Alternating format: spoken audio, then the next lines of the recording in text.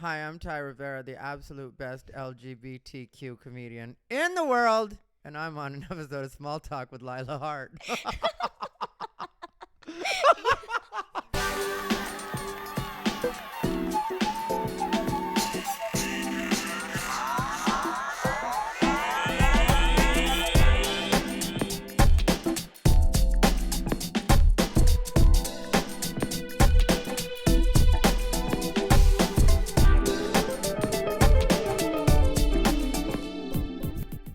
I had to. I could. No, that was great. That was the best. Hello, sweethearts. Welcome to another episode of Small Talk. And here you have it, Thai Rivera. I'm so excited. This is a collaboration episode because I'm Lila Hart and I'm Unbothered. Unbothered by Thai Unbothered. Rivera. Yes, here we are. Two worlds colliding. Yeah, no, I'm glad we're actually getting to do something because I've been wanting to talk to you. Like, we're gonna be chatting with each other. So in a way, I want to start from zero with you. Yes. Because, as far as I go, just all of a sudden, one day you weren't on the LA comedy scene, and then another day you were, and it was just like, bam, there you were. and then I have to admit that you've definitely at least made an impression as far as spina bifida goes on one person, because before you, I never knew anybody with spina bifida. I didn't even know what it was. And I still don't know exactly what it is. Well, I'll let you know what it is. Spina bifida is a congenital birth defect, and most people with this condition, it can happen, like, there's a lot of range of things that can happen, but it's basically like being born with a spinal cord injury. And so a lot of people with my condition are in wheelchairs or use walking canes to, like, walk, and my mom didn't know that I had spina bifida till, like, I came out. And I've had like 7 major back operations. And when I was born, they told my parents that I'd never be able to walk, that I'd have like learning disabilities and a whole range of problems. But my mom just refused to believe that. And like, even when I had all my surgeries, she would dress me up in these cute little overalls so no one would notice. I had like a full body cast on. And yeah, I can walk. It's a goddamn miracle. Wow, I'm gay, and that's not nearly as interesting. All I got is I'm gay. But when you said my mom didn't know until I came out, I was like, you have to come out when you have spina. But I was taking out of the closet. I don't know. Now it makes sense. You came out of the womb and you had spina bifida, so she found out. Okay. Yeah, so I have spina bifida and scoliosis, so you know what scoliosis is. Oh, I have scoliosis, yeah. Okay, so but my mom, when I was younger, she didn't want me to be in the brace. She was like, you've had it hard enough. We're not putting you in a brace, you know. That's really funny. Well, because there was this guy that went to our school he didn't go to my school. He went to junior high with my sister, you know, and I was still in elementary. But he had the scoliosis brace, and he was like, you know. So if anybody has scoliosis or had, I'm sorry, but it was, you know, you looked crazy. Wow. For that while, you gotta have that fucking. Yeah, I mean, it does. Oh my gosh. I remember I had my last surgery was when I was 14, and I had it was on my left leg, so it's a lot weaker than my right. I can't move my toes. And when I was 14, I got the cast removed, and it was my first day of like 9th grade or 8th or 9th grade, and I didn't want to wear like the crutches to school. I just was in so much miserable pain because I just like wanted to look normal. Yeah. But it didn't look normal. I was like kind of hobbling everywhere. Fuck no, it didn't look normal. Oh my god. Yeah, it just. You said that like it was supposed to be a surprise to me, but it didn't look normal. Oh no. I was picturing just nobody having any idea. Just. Oh my gosh. Her leg must have fell asleep. Oh my goodness. Yeah, I had a lot of issues in middle school. You and me both. Trust me, you ain't the only one. I didn't wear I wear skirts now, but I would wear pants every day because I was so insecure about my legs being so skinny, and just all of that stuff. It's weird that you would say that though, because like I think of you as so confident, you know. So it's like, and it makes sense because that's usually how people grow into being confident. Is you have periods where you're insecure, and then just you grow into like, I was so insecure just about the word spina bifida. Like when I got to college, I thought it'd be more normal to tell people that I was born premature. Which makes no sense because premature babies like grow up eventually. So but I thought like, oh yeah, I was just premature, like, and still premature. So that's what I thought. No, well that makes sense though, because I knew a girl was premature. Oh my gosh. Yeah. So comedy's helped me come out with it. Well, again, you and me both. Oh my gosh, this is so funny to me. Yeah, no, well, it's good to know because I didn't know. And I think that a lot of times that's like the problem because, you know, people in my generation were raised more like if somebody has any kind of disability or anything that's out of what's considered the norm, then you completely ignore it. And that usually leads to you completely ignoring people. Yeah. So you never ask because you don't want to be rude. You don't want to look like you're staring and stuff like that. And sometimes when I notice people are doing that with me, you know, I'll feel like just stare already and get it out of your system. Right. You know, just look at me.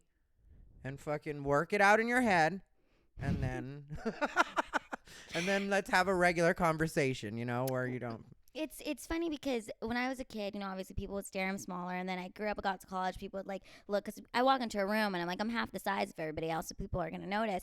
But when right towards the end of college, I changed my brain thinking, and I was like, rather than being upset that people are staring at me, I'm going to realize that people are going to notice me, but they keep staring because I'm so hot. So I just started putting that in my brain rather than like feeling bad about myself. Yeah, so now you're just an asshole. Yeah. I call myself the hottest midget bitch, so... Walk into the room. I'm the hottest midget bitch. Well, but you're not a midget, so you're going to get in trouble for cultural appropriation. They're going to be like, she's stealing our struggle. Well, I mean, I already did get in trouble for using the word. Really? On Little Women LA. Yeah. Do you remember, did you ever see that? I never, here's the thing with me. I don't watch TV pretty much ever. Like there was one show that I watched, and that was RuPaul's Drag Race. And then other than that, you know, there have been a few points when I've been dating people and they've had shows, so I've caught that because they were watching it, but I haven't watched anything. Like, I know what Little Women is. I did one episode when I was 7 months into comedy. The show contacted me. They're like, would you like to come and perform for the girls? And I was like, hell yeah, I'm so excited. You know, they're going to relate to all my jokes. And then I did my stand-up set, and afterwards I went to go meet the girls, and they're like, Lila, we really don't like the fact that you're using the M-word midget in your comedy. And it was, I mean, the clip was pretty big in the comedy scene a little bit. And I just explained to them, like, I'm not using the word to hurt your feelings. Like, I use the word because that was a word that was used against me to hurt me. And the joke was, I'm not a midget, I'm Filipino. That was a joke. Well, you know, you should have just told him to grow up. Well, I mean, come on. Like, it's like, how do you deal with... There is no M word. You can try to make midget the M word, but there's no M word. If you were to come up to me and be like, so I called him the M word, I'd be like, the M word? Do you mean the N word? Because there is no M word. And if you're pronouncing it with an M, you're an idiot. Well, come on now. But yeah, that's ridiculous. And what were you gonna ask me? Like, have you ever gotten in trouble for words? Oh yeah, yeah. You act like you don't know me. You tried to just sail it. Have you ever gotten in trouble for words? Oh no, never. Facebook isn't ready to block me at any moment for shit I've said. Fucking Facebook, those people. Jesus, talk about Nazis. Oh my goodness. Oh, it's been rough. But yeah, well, definitely the F. It's just ridiculous to me that faggot is considered the F word or another F word or fag, you know? And I even like kind of paused to say it, and I'm not going to say it anymore just because I know that to some people that's just considered such an offensive word. But it's like if I grew up in this experience and I've come to some sort of peace with that, because to me it's like just finally accepting. When I was younger and people would say it, it was really hurtful to me. Yes. Because I hadn't owned it.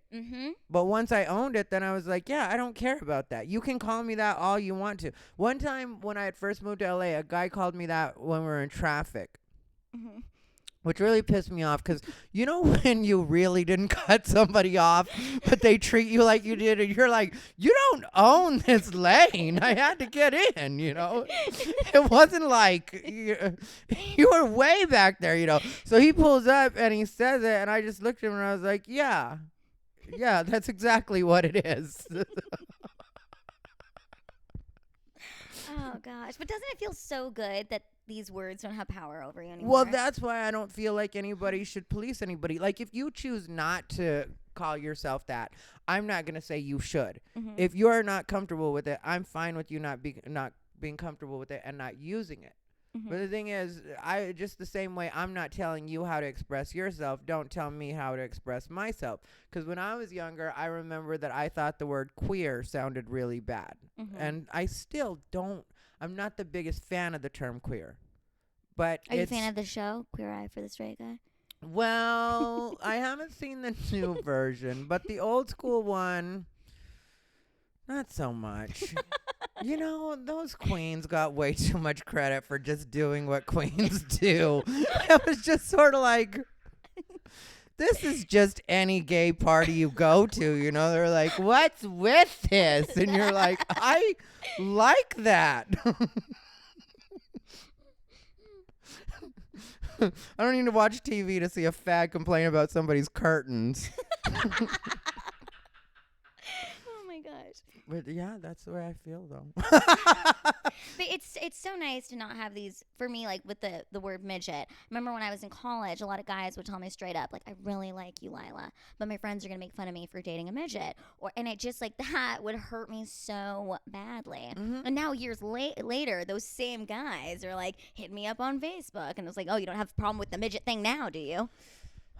Well, that's because, you know, people at a certain age just start getting like, well, I like what I like who I like. I'm not trying to be, I don't have to worry. Like, at a certain age, you realize that other people's opinions don't matter. You know, like when you know, when a lot of guys were younger, I remember there were guys that really liked the slutty girls. Not to slut shame anybody, but back in my day, it was very normal for certain girls to be known as sluts.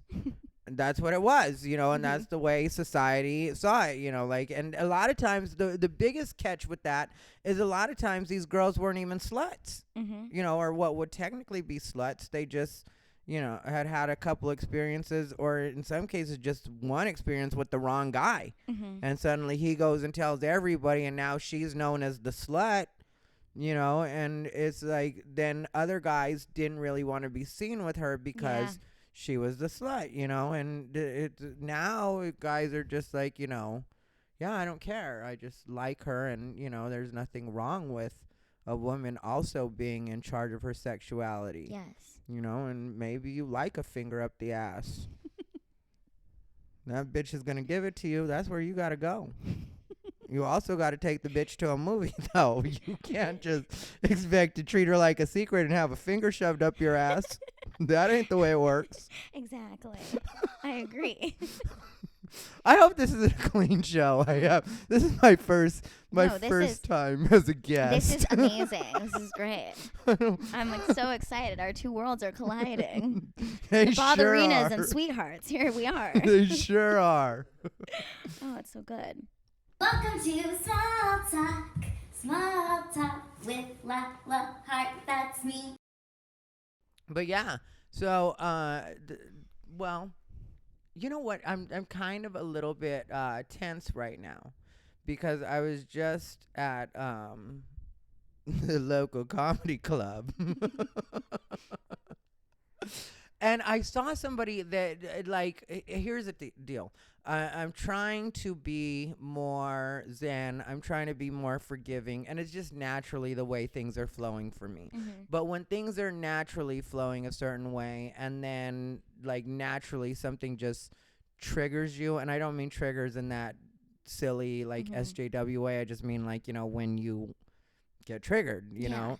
And I just had something trigger me when I was at the comedy club, because there was a comedian that I ended up seeing there that had been shitty with me a while back. And it's cool if you're shitty with me, but I hate when people are supposedly my friends, and then when they get mad at me, they say all sorts of stuff where I feel like, oh, you had that saved up.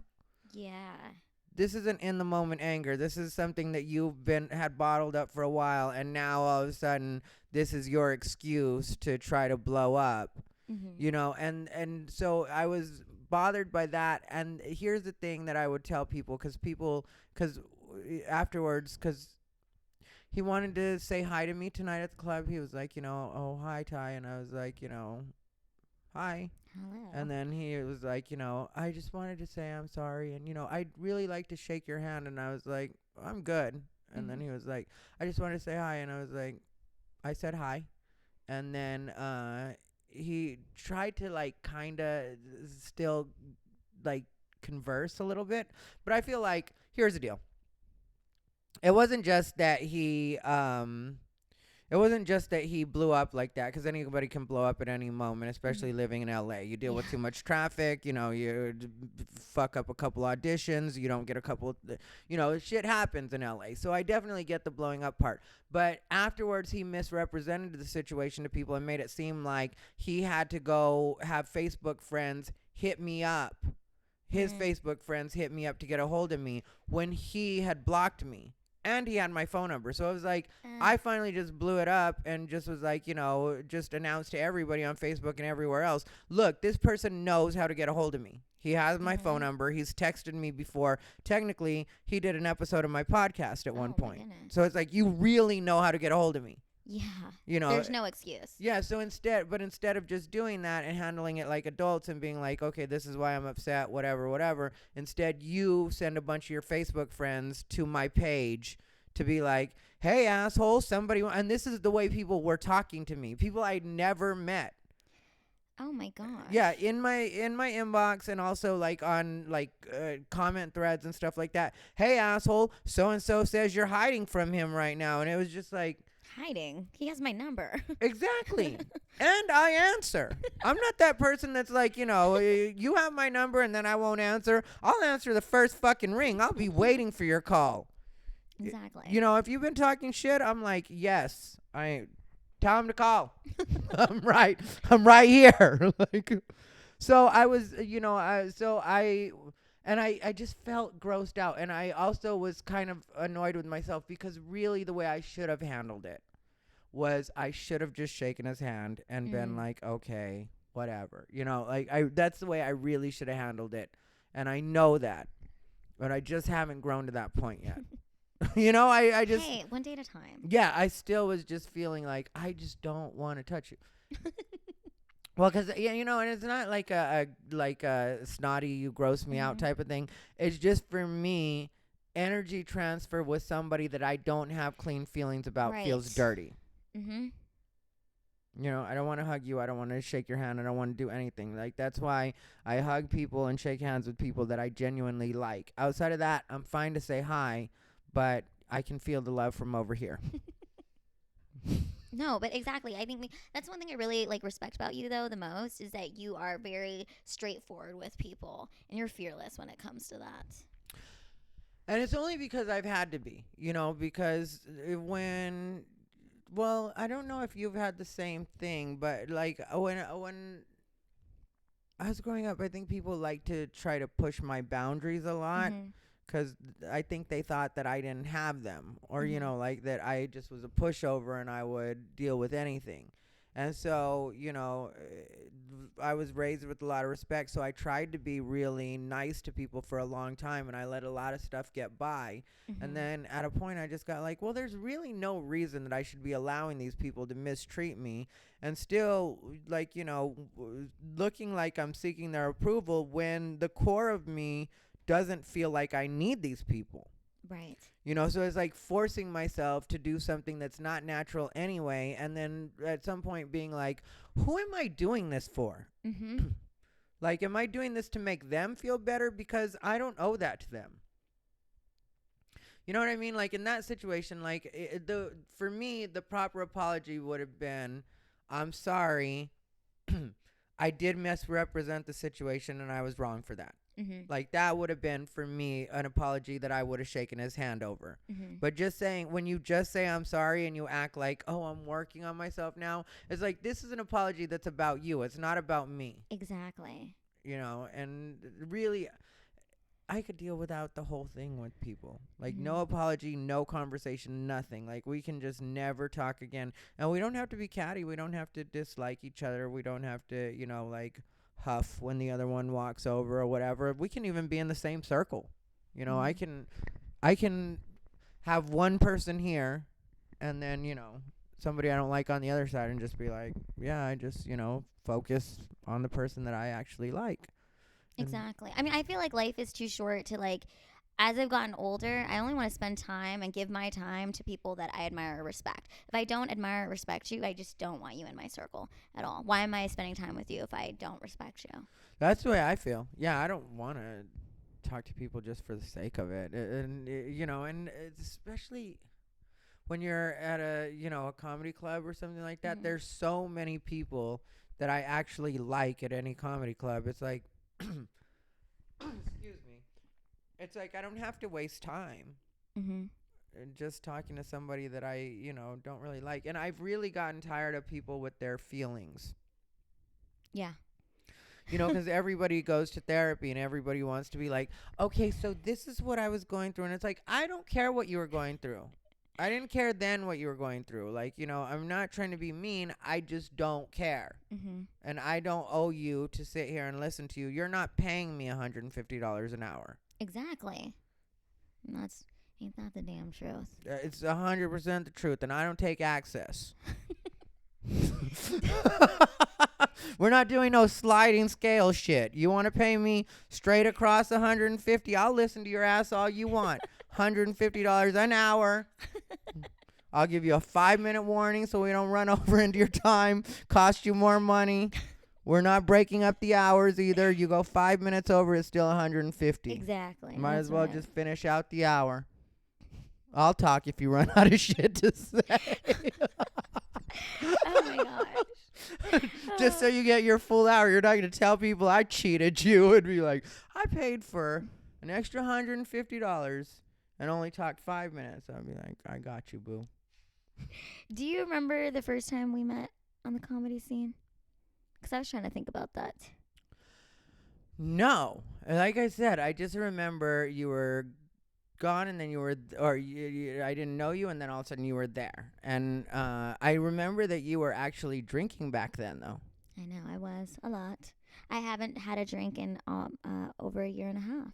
See, because of the way you look, though, you look so wholesome. I don't even imagine most people would imagine you drinking, let alone having to be sober, Like, yeah, I mean, I had a very serious Adderall, and then towards the end of it, cocaine issue. Wow. Yeah. So you kind of went backwards, though. Yeah. Because Adderall is harder than cocaine, technically, Well, I mean, right? I guess, like, at the end of it, I was just using cocaine because it was there. Like when you're just so this is really weird.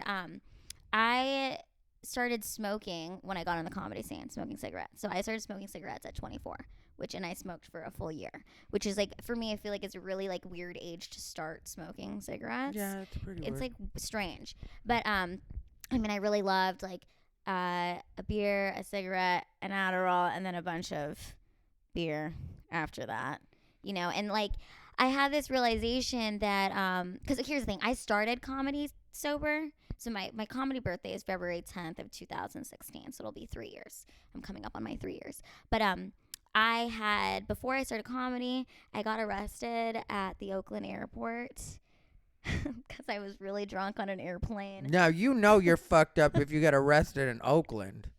Because they kind of walk around in a little bit of haze. Yeah. You got Mad Dog in a paper bag. I was living in San Diego at the time, so this is before I did. You were living everywhere, clearly. Yeah. I was technically like living on my friend's couch and just kind of not really knowing what I was doing with my life. And my parents were like, you need to come home for the weekend. It was their parents' 25th wedding anniversary. And so I was on a flight from San Diego to Oakland and then from Oakland to Seattle. And I remember I was wearing a red leotard, had on this short skirt, these like little black boots. I looked bomb as fuck, popped 2 Addies, and I was like, I'm gonna get drunk on the plane because that like country song was out, like getting drunk on a plane, and it sounded appealing to me. So I really hate this story already. Like the fact that you got asshole drunk because of a country song. You're like, it's like. Well, I always love taking pictures with the pilot too, and like getting in the cockpit. So like I have photos of me with the pilot and sitting in like the first flight. They let me in the cockpit, so I'm like, I don't understand what the problem was. But anyways, the flight. Al Qaeda. I don't even know her. Oh my gosh. Sorry. The plane lands, and I'm like, there's a bar as soon as you like get off the plane, like, so I was like, I'm gonna sit at the bar, and I had a couple more drinks. People were buying me drinks. It was great. I remember, as you're like checking in. I remember. If you have to say I remember, it's a bad. I remember. The story goes wrong if you're like, I remember. It's also, like, when I was like really drunk too, I always thought I was like a rap star. So I like rapped to the stewardess, like not the stewardess, but like the person that's like checking your ticket. So like I like did these raps for you're these. a nightmare. You're a nightmare. They thought it was great. Actually, I don't know. But anyways, you're going to love this. So I rap to this lady, and she's like, have a good flight. I get on the plane. I'm sitting in the front. The plane. Did you moonwalk down the... I don't know what I was doing. You rapped, and then you like pointed at her and just took off moonwalking. They're like, called ahead. This bitch is drunk. Call security. This bitch is drunk. The lady you thought loved you, she's the one that actually set it in motion. She was like, too drunk. So security gets on the plane, like 2 police officers and then a female cop too. I don't know why I said 2 police officers and a female cop. That's kind of fucked up. Anyways, they're like, ma'am, we've had complaints. 2 police officers and a female cop. Talk about not respecting someone's authority. I know that's not how you meant it, but it did come off like right. No, her. Well, her is the reason I got arrested. So okay, so that explains your bitter. I'd be bitter too. Yeah. Pissed off. So I remember she was like, they're like, ma'am, we're gonna have to ask to get off the flight, and I was like, no, I'm not flying this fucking plane. I don't understand what the fucking big deal is. I'm gonna sit here, and like other passengers were like, she's good, like they're trying to like be nice to me or try to help me out. And she's like, we could arrest you. And I was like, for what? And she's like, put handcuffs on me. They put handcuffs on me, and I remember I was like crying and like making a scene and being like, this is crazy, and You're lucky. Oh, they put me in. Cell phones weren't what they are now. Well, no, somebody was recording me at the time. Yeah. Do they have it? I would love to see that footage. No, you wouldn't. No, Don't probably. ever call for that again. Somebody will post it, and you'll be like, no, you'll love this story. Like, it's better. So I get arrested. I spend the night in an Oakland jail with a bunch of prostitutes. And I'm like, you know what? I'm with these prostitutes. I might as well make the most of the situation. So I tell them that I'm a journalist. And then they tell me everything about prostitution. It was very interesting. I learned a lot. Like, one of these girls was telling me she, like, sucked dick for $50. Like, that was it. I couldn't believe it. Only $50 for a suck and fuck? Well, no, not a suck and fuck. She said she sucked dick for $50. So what would a fuck be? I would imagine that's going to be another 80. Probably get around the world for 130. Stop at every port. You know? It was bad. It was I'm just. just going by I mean, like, I don't know the pricing. I just would say. But also, I had to call my parents from like that line, and they're like, "Where are you?" And I'm like, "In jail." My dad's a correctional officer too, so it just made things way worse. And then I tried to call the 1-800 hotline for like women endangerment or whatever, like to be like, "Help me." They weren't helping me. Of course they weren't helping you. They're like, bitch, you're in trouble. It was bad, and I was like, I'm gonna get sober. So I moved back home, mostly because I thought I was gonna have to go to court or whatever, like, and I thought I was gonna have to pay some like huge fee. Oh, the next day. You were gaming the system. No, the next day I had to get back on the flight, and the same lady that checked me in that I rapped to was there, and she's like, "What? How was your night? What happened?" And I was like, "Girl, I spent the night in jail." You should have thrown more bars at that bitch. God, I still fly Southwest to this day. You 'cause should they're have so cheap. gave her another rap. God, it was just so bad. It was horrible. It was a really bad time in my life. But it's great. It's good because I really know what rock bottom is. So at that point, did you continue the flight to Seattle, or did you just head right back? No, I got a ticket to go to Seattle. No, you still went to Seattle. Yeah. Well, And I never told anybody about this arrest for like 6 months. I didn't tell anybody. So when I came back from Seattle from like my weekend trip, my friends were like, "Oh, how was it?" I was like, "Oh, it was great." I never told anybody about getting arrested. I was like, my family was like, "We're gonna keep this under wraps. We're not gonna talk about it." I didn't post on Facebook about it. I just acted like it didn't fucking happen. And my mom and me would say like, "Oh, don't worry, like someday you'll laugh about this. You'll tell this, you'll talk about it and laugh about it." And then little did I know that I was going to become a comedian and then write jokes about it. So I talk about it on stage. The first time that like my friends heard about this arrest was when they saw me do comedy. They're like, "Oh my God, that joke about going to jail was so funny." And I'm like, "Yeah, it was so true," because that really happened to me. yeah. And so then, did you decide to straighten your life okay, up after so, that, or was it? No, I got sober for about 3 months after that. So I moved back to Seattle. Then I started a digital advertisement company, so I'd have enough money to move back to LA. And so I moved out here, and I was here for about a month. And I just remember, with February 10th, my comedy birthday, I had an epiphany. I was in the shower, and I realized that I was never gonna get like any roles in movies. No one was gonna hire me as the 4'6" love interest on a soap opera. But if I became a comedian, they'd write parts in for me. So it was like, I'm a comic. That's what I'm gonna do.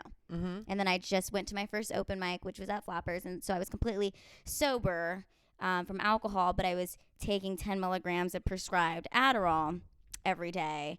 And then after 3 months of that, like I had a shot, and then it just kind of escalated before I was able to get sober again. Now, when 10 milligrams of Adderall, when you're taking 10 milligrams of Adderall a day, do you have trouble sleeping, or is it like you take it during the day? Well, I was only able to take the 10 milligrams of Adderall a day for about 2 weeks before I started using the bottle again.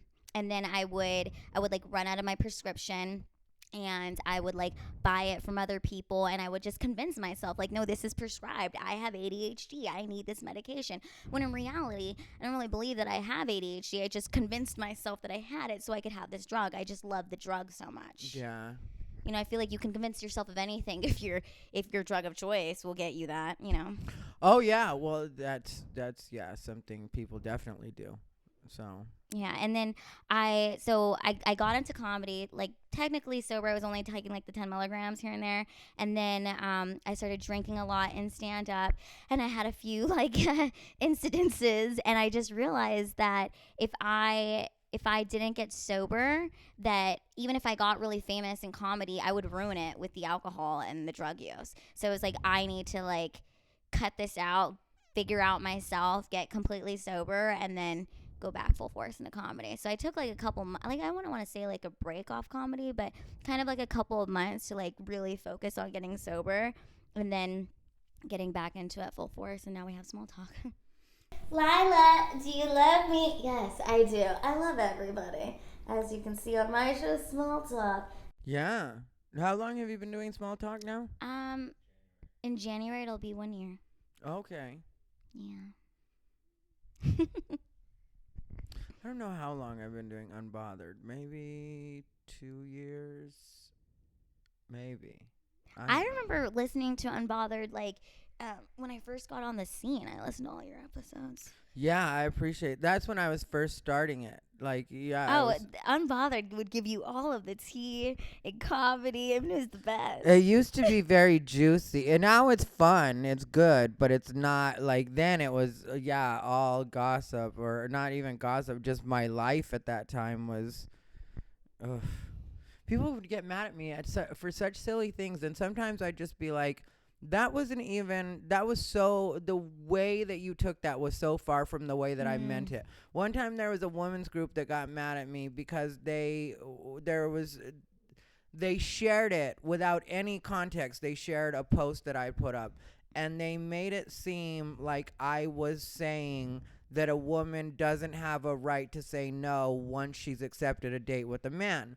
And what I had said was that it's not fair to act like you didn't know that this man thought that he might be on a date. So you have a right to say no, difference. But don't act grossed out if he goes in for a kiss or something like that. You can politely decline, but you don't have to treat him like a creep because, you know, as far as he knows, he's on a date.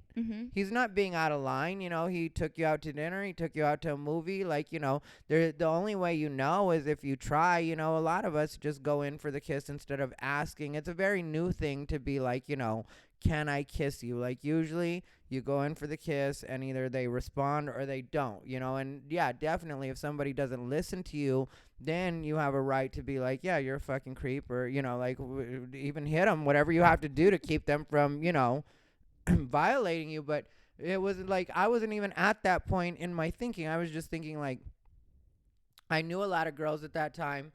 Excuse me. We can cut that out.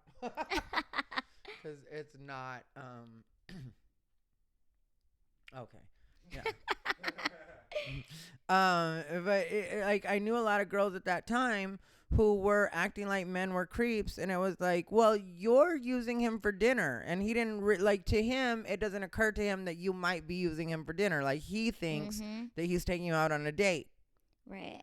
And you're looking at it as like, I'm getting dinner. Okay, exactly. And if I'm being honest, like, I've definitely, when I was single, I would go on dates with guys for the free meals with no intention of kissing them or doing anything with them. And I know there's a lot of girls out there who have done that. Oh, I did that when I was younger. I used to do that. But like, the thing was, I would later on, I'd tell my friends it was gross, but, you know, like, or that it was gross that he tried. But like, in the moment, I just politely decline. I wouldn't act like, you know, I'd just be like, no, you know, I'm cool. I didn't really feel it that way. But I think sometimes you lie to yourself too on those situations, or at least I know I did. Like, I would squint and I'd be like, maybe I could like him. And so I'd go out on the date, and then once I was there, I'd be like, I really don't like him. I really don't. Yeah, and not only am I not physically attracted, I don't even like his personality, or, you know, because sometimes guys will be kind of creep status. Yeah. Sometimes you have to get to know someone, and then you do fall in love with them. And then that... Exactly. That's how I ended up with Eric. Really? You guys had to get to know each other before it? Yeah, I was... That sounded so... No, she loved me the first moment she saw me. No, I thought he was sweet, but I didn't have, like, romantic interest right away. He grew on me, and now I'm so in love with him. Yeah, I don't like kissing people, and the first time I met my boyfriend, I knew I wanted to kiss him. That's all I could think is I want to kiss him. But I didn't kiss him until, like, a week later. A week later, we actually hung out and, you know, kissed. Yeah, it took me about a week to kiss Eric.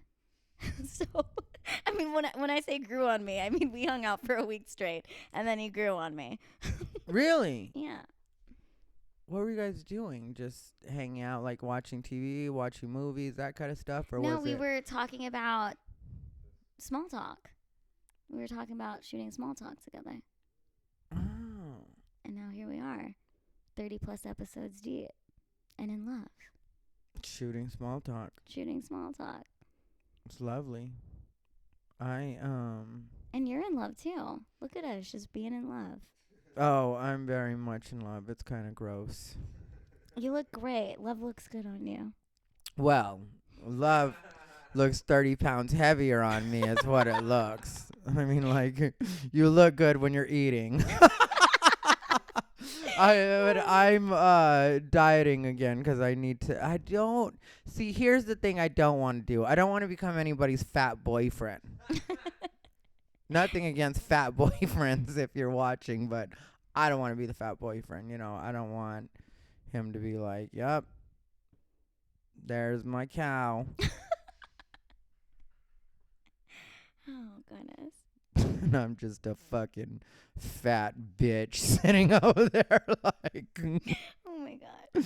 So funny. No, you guys look so cute together. And I actually met your boyfriend. He's really sweet. Yes, my silly boyfriend, and I love that you call him your silly boyfriend too. he is my silly boyfriend because he always makes me laugh.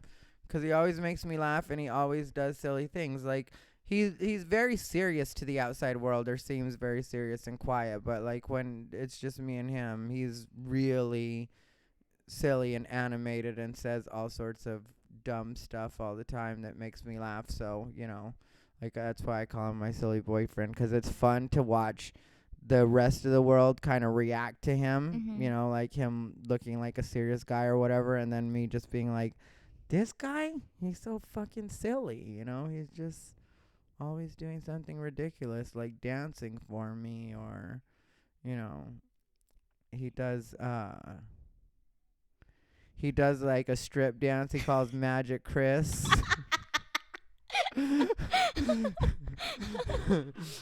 And the best part is, like, some people would be embarrassed if you said Mhm. this, but I know when he watches this, he's gonna be like, "Yup." Yeah. You about to get some Magic Chris tonight. Yeah, and so like when he's doing Magic Chris, he'll even like lift me up, and it's like, which is out of the norm even for my personality. For me to be that like free with anybody, just 'cause I usually keep it kind of, you know. I don't know how you feel about that, but I'm not the biggest on people picking me up. Oh, well, people ask to pick me up all the time. I'm glad that they ask. Like, sometimes they just do it out of nowhere, which can be very scary. But I say it in my comedy, if you want to pick me up, just ask me. I'll probably say yes. I'm okay with it. But it is like when I was like younger and used to go clubbing a lot, like I just be like dancing with friends. All of a sudden I'm in the air and it's just, who is this weirdo? Put me down. Yeah, especially a drunk Yeah, person. that's where it can get dangerous and can get really scary. Just even like a couple weeks ago, we were at Next Stage, and this guy that I know from just the comedy clubs came up running up to me, and he was like really drunk and just like picked me up, and I was like, you have to put me down, like, 'cause that I could fall and it hurt. Yeah, no, that's not acceptable at all. I'm with you 100%, and that's the way I feel too. Like, 'cause I've had other people that I've dated try to pick me up, and I'm always like, no. But my silly boyfriend, you've seen him, he's sturdy, so when he picks me Yeah. up, I know I'm not Well, and it's going like, and anywhere. you love him and you know him. Like, I'm talking about strangers picking me up. Like, Yeah. don't do that. Please don't. No, and like that's one thing I want to ask you. So, are your bones particularly fragile, or is there a bigger risk of you getting hurt with something like that? Yeah, like, so for example, I can't really lift heavy things or like wear backpacks, or just if I do carry something and it can hurt my back so badly that I'll be in bed for like a week. And Okay. currently, I'm not on any painkillers. Like I said, I'm completely sober. I don't take anything, which I'm so grateful for and so lucky that I'm not in pain, Mhm. because a lot of times people with spina bifida are in severe pain, very severe pain. I've had moments in my life where like I just moved the wrong way or picked something up, and when I talk about like the extreme back pain, it puts me in bed for a week. Yeah. So Yeah, no, I hurt my back once, pretty bad, and it was I just pulled something, and I don't know exactly what it was, 'cause I was much younger and definitely couldn't afford insurance or any, even go see a doctor, so I just had to wait it out. But yeah, it was, you don't really realize how serious a back injury can be until you have one, and then you're like, oh yeah, this really just takes out the whole middle of your body. yeah. Like there's nothing you could do. Like, you know, because I would have these spasms. I was always hurt for those couple of days. You know, I was always in pain. But just like I'd feel like I could walk to the kitchen, and then like halfway through, all of a sudden I'd get these spasms, and I would literally just have to get down on the floor as quickly as I could, which wasn't quickly at all. You know, it was just like old man status trying to get on the floor. But yeah, I couldn't imagine. Then you are fortunate to not have to constantly be on medication. So what would you do if your back did hurt? Would you have to go back to some sort of medication, or would you try at all costs to avoid?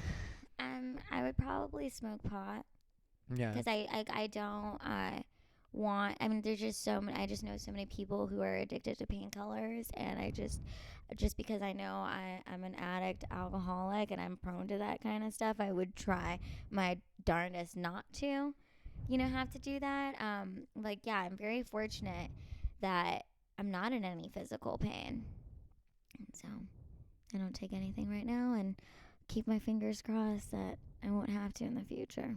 Yeah, I never liked prescription drugs. You know, like the Percocet, or like for a while a lot of my friends were liking Vicodin, and I had to take Vicodin once. Well, they prescribed it to me once for pain. I don't like it because it makes you like constipated, and I took Percocet once like after a surgery just a couple years ago, and I swear to God I saw demons. Like, it made me see some weird shit. Really? I never got anything. Like, straight up demons in my room. And I just feel like it's demonic. Yeah, I never got anything from Percocet. I mean, like, I never, it's an effective painkiller. So if I have any sort of actual pain. But like I said, I don't like them for any kind of recreational purpose. So if I ever take Percocet, it's because I absolutely have to. And I wait till I can't take pain anymore before I take another. You know, I'll let it completely wear off and see where I'm at. And then if I have to, I'll take another. But, well, there was one day that I was cleaning out my cabinet in my bathroom, and I wanted to get rid of some space or free up some space. So I admit I popped 2 Percocet that were just hanging out in a bottle. Oh my gosh, you're so funny. I ain't proud, but I ain't ashamed either. It just was what it was. They were in my name. They were prescribed to me. Like, how are you going to tell me what I can't do with shit I paid for? So you've been doing comedy for a long time. What would you say? What got you into comedy Jesus. first? No. Longer than me. Don't say it that way. You're like, you've been doing comedy for a long time. Woo! Woo! Oh my God, I'm sorry. What was the question for this? I'm gonna say what was your question, I don't even know why I said a long time like that. I've been doing comedy a long time. What was your question, baby? I don't even know what it was anymore. What would you say is your top 3 moments in your comedy career? Like 3 things you're really proud of that you've accomplished thus far. I did a show called Stand Up Revolution with Gabriel Iglesias. Yes. That was definitely a highlight. I won the World Series of Comedy, which that was definitely a highlight because I didn't think that they would allow a gay comic or a comic who happens to be gay to win World Series of Comedy. So when I went, I fully knew that I was just wasting my time. You know, I was like, there's no way I'm going to win this. So I'm going to show up, I'm going to perform, and that's what I'm going to do. And then you kept having, like, you know, when I did my first one, then it was like you get voted to the next round, and then I got selected for the next round, and then the next round, and the next round. And it was just like, you know, I couldn't believe it was happening that way. And they had whittled it down from quite a few comics. I don't remember how many it is when they start out, but it's pretty ridiculous. So, you know, and then you win some work, and then that was good, you know, and that's definitely one of my favorite things because it was like, I think a lot of times until recently, gay stand-ups have thought that they had to perform in gay shows or, like specialty type situations, not just comedy in general. And so that would be one. And then the third one, as far as comedy goes, I don't know. Like, I've done kind of a lot of fun stuff, like I toured with Joe Coy for a while. Oh, that's so cool. Yeah, that was good. He was really fun. So there were a lot of moments with that, like one of the first places we went was Guam. So then, I did Guam, I did Hawaii. Then there was also, independent of Joe Coy, the times that I've done the military tours. That's been fun too. Like, especially one that I did that was for Thanksgiving. So we were there for Thanksgiving week, and I really did like that one because you realize that a lot of the people in the military, or a lot of the kids that we were dealing with, in a lot of cases that's what they were. They were kids, and so they're between 18 and 20, and in some cases this is their first, because I was in Japan, we were in Okinawa, and so this is their first Thanksgiving being away from their family or out of the States. And so they just really wanted somebody to remind them of stuff back home, because a lot of times people forget that too. When you're in a different country, it's like you're so isolated from everything and you don't really have a real grasp of what's going on at home.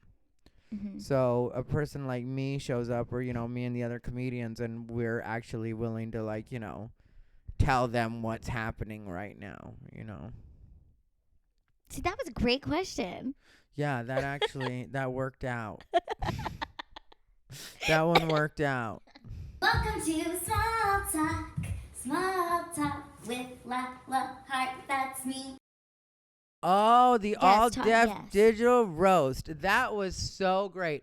I love that video. Thank you. Ida Rodriguez was the one who dropped my name for that because she was involved with it somehow. And so she called me. I remember I was at the gym and she hit me up and she was like, hey, we're doing this show. We need someone that's going to represent, like, Trump supporter, because, everybody else. Oh, I remember that because you were. Is she the one in the video who's going crazy? Yes. Yeah, oh, she's going crazy.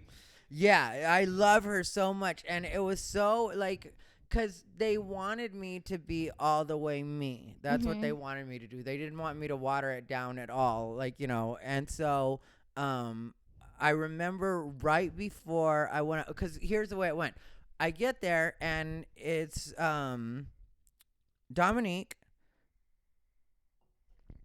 Earthquake, Romney Malco is the host. He's from The Wire. And now he's done other stuff. Yeah, I have a 40-year-old virgin, and recently he was on that Kevin Hart movie, the Kevin Hart Night School with Tiffany Haddish.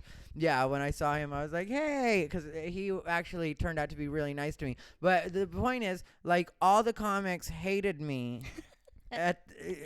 They all hated me because they didn't know me. They just knew that I was the Trump supporter. So all of them hated me. And so, we, and nothing against anybody. It's just true. And if any of them ever watch this, it's true. Everybody, every one of you hated me.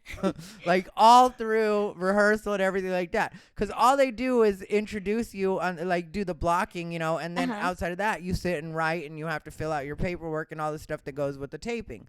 And so all of a sudden we get on stage and I'm nervous because everybody hates me, Which I'm used to people hating me, but, like, when it's all of them, it's just like, only Ida was the one that was being nice to me. Oh, and Orny, because I knew Orny Adams from, because Orny Adams was on it too, and I knew him from Comedy Magic Club. So Orny and Ida, but Orny didn't get there till really late because he's been around for a while. So, when you're Orny Adams, you can come in a little late and everybody's going to be like, okay. But, like, when you're Thai Rivera, better fucking be there on time.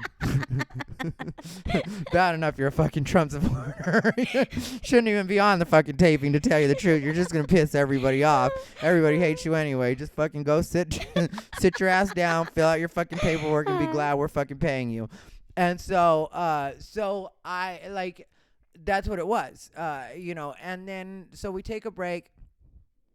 And then we come out and, because we all have to sit on the dais. And I didn't have any idea that Russell Simmons was going to be there. Oh, okay. And so, and I know that some people are going to be like, Russell Simmons got in like Me Too trouble or whatever like that. But I didn't know any of that at that time. And that was before any kind of, so, and, I was just, for me, it was a big deal that Russell Simmons from Def Comedy Jam was there and, just being Russell Simmons. But I was super nervous because I was like, Russell Simmons is here. And nobody told me what Russell Simmons was going to be here. And so I'm getting ready to bomb in front of Russell Simmons as far as I go. Because the audience was predominantly black. If you look at that, the way it was set up, it was predominantly black. It wasn't just the way they shot it. It really was predominantly black. And so I was like, yeah, they're gonna hate me. And but I was also just like, well, whatever it is, I got to get this check. So, I'm going to do my material just like I plan to do it. And that's what's going to happen. And so I went up last. And right before I went up, Ida Rodriguez grabbed my head and she was like, do what you do, baby. Oh. And then, that made me feel like it did give me a little bit of little like extra perk of confidence. Yeah, because I was like, all right, well, if she wants to see it, she's the one that wanted me here. Yeah, I owe it to her. I was getting paid. I've been taken over by a driver. I got picked up. I didn't even have to drive my ass there. Most tapings I do, they're like, you fucking get there how you can. So yeah, and so then I go up, and it went just as well, if not a little better than it came out when you actually saw it. It was really, really fun and really, really good. And the audience, I've watched it so many times. It's so freaking good. Thank you. The audience really took me the way I was meant, because really when it comes down to it, yeah, I have my political views and stuff like that, but my job is to entertain. My job is to be funny. So that's my main thing. You don't have to agree with everything I say. You don't have to agree with anything I say. Just as long as I make you laugh and give you entertainment, that's all we owe each other, And so the audience really took it that way. And afterwards, everybody was so nice to me. Earthquake was nice to me. Dominique, everybody. So everybody who originally hated you was like, loved you after that. Yeah, and I didn't like that one. I have to admit, I didn't hold any hard feelings at all because it's like all they knew was this, which sounds like maybe somebody's just being a troll. Right. But then when you actually do quality material and deliver it in a way that it's like meant to be what it is, I wasn't trying to shit on the audience or be in your face. It was just like, this is what I wrote, whether you were here or not. I didn't know that this was going to be the audience here. I didn't know what it was going to be. I just knew I was doing a taping, And so, and Russell Simmons was really nice to me. He never took a picture with me. And And I also got booked to do the All Deaf Digital Movie Awards. And I did it. But like Russell Simmons would not take a picture with me any time. He mentioned me, like not by name, but he referenced me on Adam Carolla, and they used my clip for the promos. Like, even when they were on, like, local news and stuff like that, like Jeff from the Comedy Store, piano guy, Jeff, I can't remember his last name, but I love Jeff. Jeff Scott? Jeff Scott, yeah. He mentioned he sent me a text or maybe hit me up on Facebook and was like, I just saw you on the morning news, girl. Hey! No, that was so brilliant and so amazing. And it's, it's what I love about comedy. It's like after you went up there and you're like, showed them what was up, they can't deny you're funny. Yeah, and they were real. Like at that point, they were really nice about it. Like Earthquake literally told me to. He was like, "If there's anything I can ever do for you, please hit me up. Get in contact with me." He was like, "Yeah, if I can help you, I definitely will." And everybody gave me hugs. Like I said, Romany Malco was nice to me from the beginning, though, because I think he felt like I'm the host. It's my job to make people feel comfortable. And that's really what a host does. Like sometimes people get too caught up in their feelings when it comes to like hosting, but like with me, I don't really care if I know you or not. I'll pretend like we're best friends if I'm hosting a show. Mm-hmm. Just because I feel like that's what the audience wants. The audience wants to feel like you're friends and the show is cohesive and you like each other and you respect each other. You're not going to bring up someone like, here's this asshole I hate, now go perform. Yeah, and I've had people do that shit to me. The only Wait, time what? I've had people give me shitty intro. I had one gay comic that we won't go into it right now, but has been shitty with me for a long time. The way that he first introduced me at a show, he didn't know me, and he was like, "Okay, this next comedian, I don't know what he does. Give it up for Thai Rivera." And I was just like, "Why would that be my intro?" You know, but the only time I really shaded someone on an intro was there was this guy that didn't like me because of his own issues. Mm-hmm. And this was when I was first starting out. And I got booked to headline this place in Alta Loma called Peppers. Mm-hmm. And I was hosting Peppers. And this guy, he had already expressed that he didn't like me. And so I'm trying to be a professional and just introduce him. You know, like, I don't care if you don't like me. I'll just take your intro, and that's what it is. So he gives me this ridiculous intro that's like a bunch of credits. They're all gosh. TV credits, though, but they're not comedy credits at all, Uh-huh. or even comedy. It's like Becker was a comedy show, so he mentioned Becker, but there was also like SVU and like, you know, this whole list of acting credits. Mm-hmm. So he's like, and But literally nothing to do with comedy. no, and literally what he does is he hands me this, and he was like, "This As is my seen intro." on Law and Order. Yeah, As seen on SVU. yeah. Your next comedian. That's what he did. And he gave it to me, and he was like, "This is my intro, and do it exactly like that. Don't mess it up." And I was really pissed off, you know, because I was just like, do it like this. Don't mess it up. But I also didn't want to mess up because I was the host, and, you know, Yeah. I was getting paid to host. So I did his intro exactly the way he wanted. I was like, this next comic has been on such and such, has been on such and such, has been on Becker, and you still won't recognize him. Ladies and gentlemen, please give it.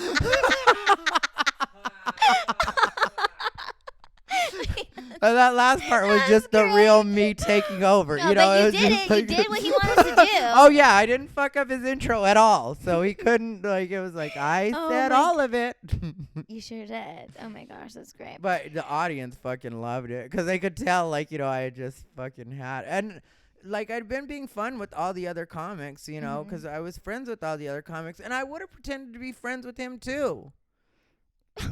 But it was that I would have pretended to be friends with him too. I would have, you know. I would have had no problem pretending. This is show business. Yes, this You is show gotta business, be, baby. you gotta pretend to be friends with people. You know, like, you don't have to. Like, I really don't believe you have to do that in the personal. Mm-hmm. But when you're on stage, it's about the audience. It's not about Yes. your feelings. You know, Mhm. so you, in my opinion, you do. And I feel that way even at open mics. You know, like when I've had to introduce people at open mics because I've been hosting an open mic, I'll gladly introduce anybody. I don't care. You know, like, the most I'll do is there's certain people, like I said, energy exchange I'm not down with. Yeah. So I'll skip the handshake. But Mhm. if you do that right, the audience doesn't notice anyway. You know, it's not like it has Exactly. to be catty or, like, you know, fake them out or anything. You don't have to do that. It's like, Welcome to Small Talk with Lila Hart. That's me. Okay, so I'm gonna get to this segment of the show that I love to do. It's my Okay. favorite part. You're going to look into the camera and give yourself a message for yourself 5 years into the future.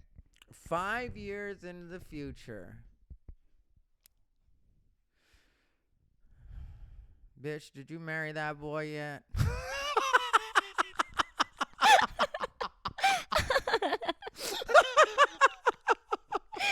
Did you marry that boy yet?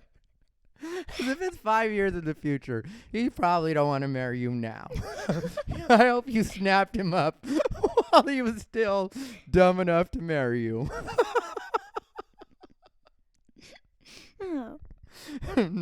Yeah, that's the only message I would give myself 5 years from now. That's great. Love it. Uh, I swear, I've got problems. It's okay. Me too. Richard Pryor. You're letting people know what's behind this. Oh, was it a D- secret? Did you? Are Our you DVDs. not allowed to have DVDs back there? This is held up by not DVDs. You Wizard of Oz does. Yeah. I'm sorry, I didn't realize. I was letting people We're see on our behind we're the at curtain. Our fancy Channel 310 studios right now. What? So you can't have CDs at a studio? I've been to a lot of studios that have CDs. Oh. This isn't the first show I've ever done. You ever heard of a little thing called Drone Box? I never actually went to Drum Box. I never went there before. You're better for it, hun. Hey, Nolan.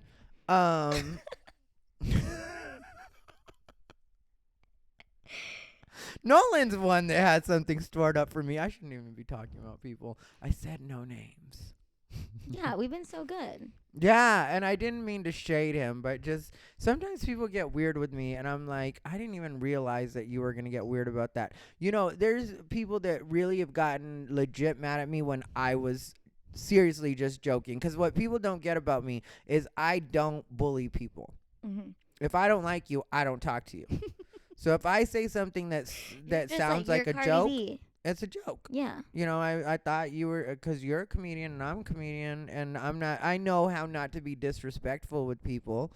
So, you know, if I throw a joke your way, like there was one comic that was having a roast and he kept talking about this roast. Mm-hmm.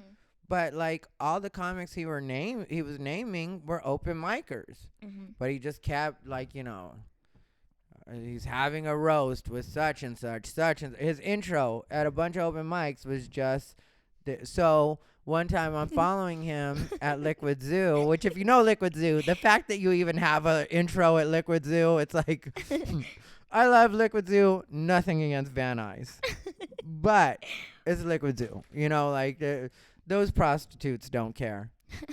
That's what it is. It's legit pimps and prostitutes, you know, from Van Nuys. That's what it has been for a long time. And sometimes they clean it up, but it just looks cleaned up because really one time me, Danielle Perez, and Madison Shepard were all hanging out outside of Liquid Zoo, and it was after they had closed. And the cops drove by really slow, and they're like, if there's any prostitutes in this area, you better get out of here. You're going to jail if we catch you. And then hoes just started getting out of the bushes like you just literally, like hoes came out from places you were like, I didn't even know there would be anybody in there. Like, but yeah, so this comic kept having this intro. So he got an intro and it said like the name of the comedians that were going to be on his roast. So I got on stage afterwards and I was like, so-and-so's having his roast. And I was like, I named the people that were going to be in the roast since I had heard it so many times. And I was like, wow, that's a real who's that of comedy. And I thought that he would get that I was joking, you know, like, because you're at an open mic. You're being silly. I'm at an open mic. He's having a roast. That's a roast style joke. You know, we're all comics. And I'm not shitting on you because really, who doesn't have fucking roasts nowadays? Or, you know, that's been going on for years. So I don't care. And I'm not shading that, you know. But he stayed mad until this day. And this has been at least 6 or 7 years ago. Oh, my gosh. He's still upset? Yeah. Probably 5 years ago, to tell you the truth. Oh, my goodness. Still mad. And it's just like, how are you still mad? Like, how are you mad to begin with? Like, I was joking if I didn't like you. And the only reason I joked with him that way was because we had done a show together like a while before. And I remember that there was one thing he said that I got a serious, genuine laugh off of. The rest of his set, not so much. But it wasn't like me being shady. It just the rest of it needed work, you know? And so when he did that one joke, I legit lost it. And so like in my head, once you make me lose it, I feel like we're friends. Yeah. You know? I mean, that's what I love about comedy. It's like if you go on stage and you're funny, then I respect you.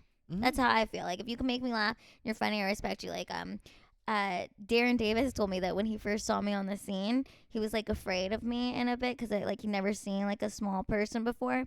And then he got to know me on the scene, saw me perform, thought I was really funny. And then he told me recently that after meeting me, seeing me do comedy and, you know, respecting me, it's given him like an open mind towards other people who look different that he never would have like given time to before. And he told me that recently, which I was like, that's the like realest, most kindest thing someone could say to me, because that's what I would hope, you know.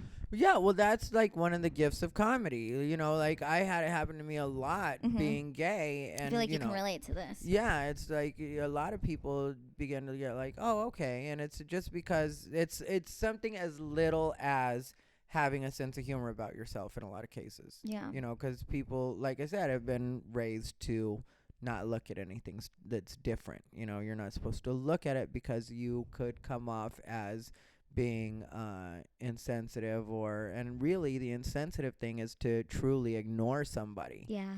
You know, pretending that they're not there. Nothing hurts worse. That's why if you ever want to really shade somebody, just completely pretend they're not there. Yeah. Like when you give them any attention, that's something for them to feed off. But when they just completely don't exist, yeah, that's actually some good advice.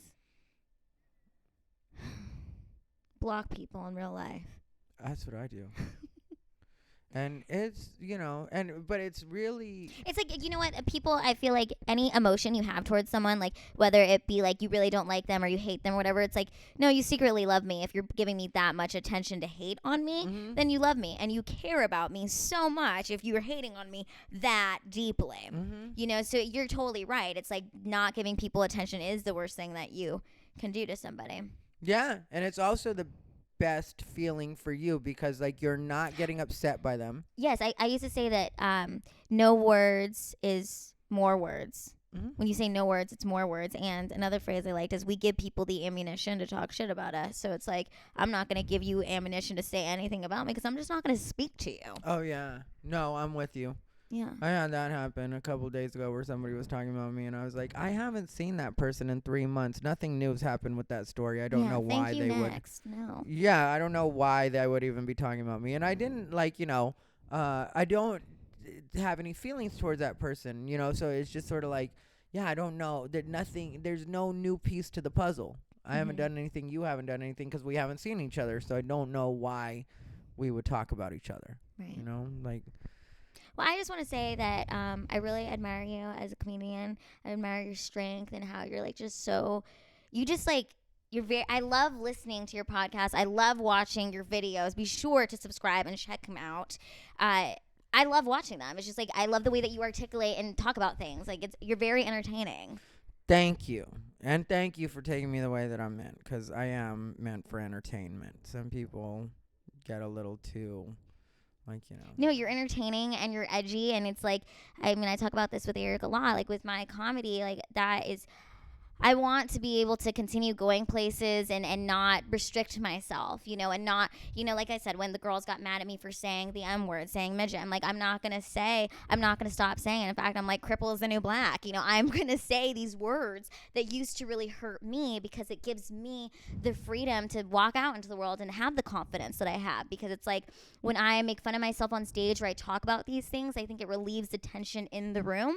Everybody can have a laugh and then they can see me as a real person. Yeah. And it's the best feeling in the world. And I feel like you do that. And you've done that in your comedy. No, I appreciate it. Thank you. You're welcome. I appreciate you. I appreciate you being the person you are. And I appreciate you taking a minute to tell me what spina bifida was. Yeah. Because now I can say I know what spina bifida is. Sorta. Yeah. And also, spina bifida is the most common disability. Like, there's a lot of people who have spina bifida. It's not as, like, super rare that people think that it is. It's the biggest, I guess, the most popular in the United States. Really? Yeah.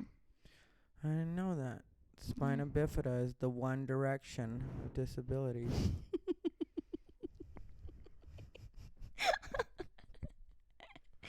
And October was Spina Bifida Awareness Month. We're in November now, but yeah. It counts. Hashtag Spina Beautiful. Oh, I've had it. I'm done with you.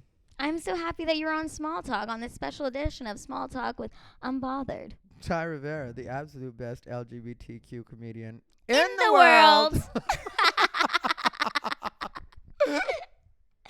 It works. It works. This was great. I loved it. Thank you so much. Thank you.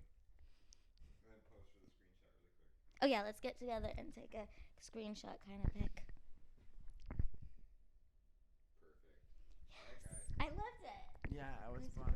Lila, do you love me? Yes, I do. I love everybody. As you can see on my show, Small Talk.